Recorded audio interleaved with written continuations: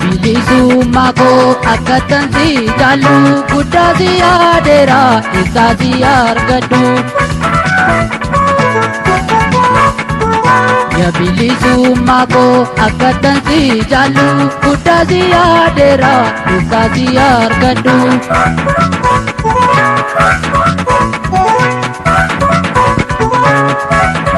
Homtuun akka hafu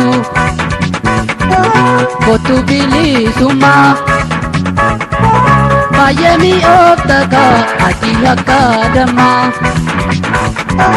walii sorrool deemeen gala biyyaa kooti bilisummaa dhagaa dawaa lubbuu kooti.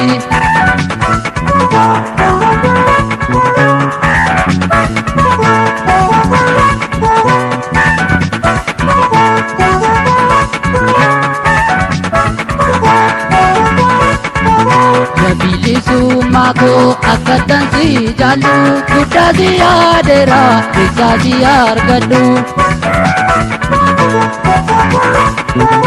Ya bilisummaa koo akkatan si jaallu guddaa si yaadeera eessaa si argadhu.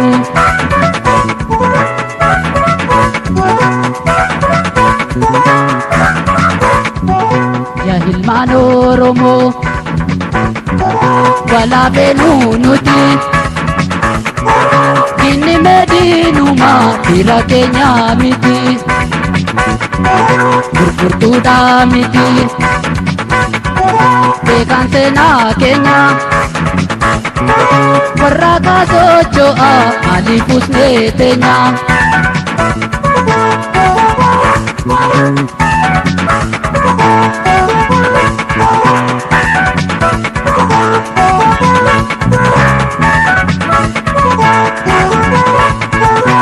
Bilisummaa koo akkatan si jaallu guddaa si yaadeera eessaa si argadhu.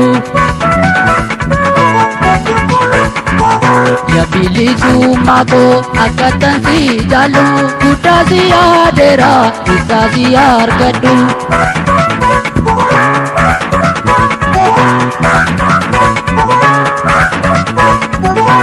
Barbaaduudhaafi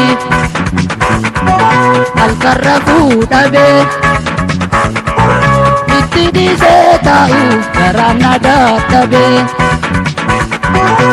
barbaadaan jira halkanii fi guyyaa eessattaan si argaa bilisummaa biyyaa.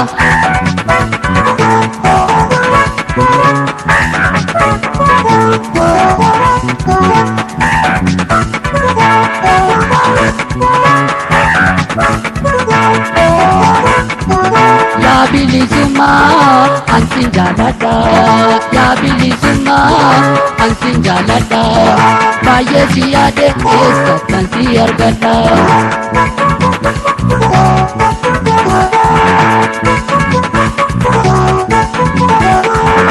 Amma yoomitti gabroomne teenya amma yoomitti gabroomne teenya akkabsoofnu kaa yaa saba keenya.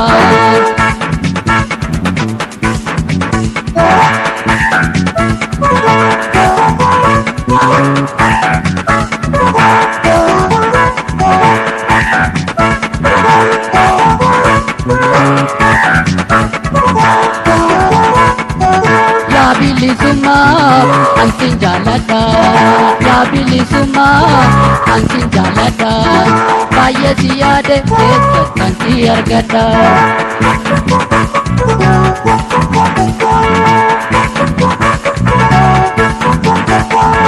Jabaadhaa kaasaa irree keessanii abdiin socho'aa bakka jirtanii abdiin socho'aa bakka jirtanii abdiin socho'aa bakka jirtanii abdiin socho'aa bakka jirtanii abdiin socho'aa bakka jirtanii abdiin socho'aa.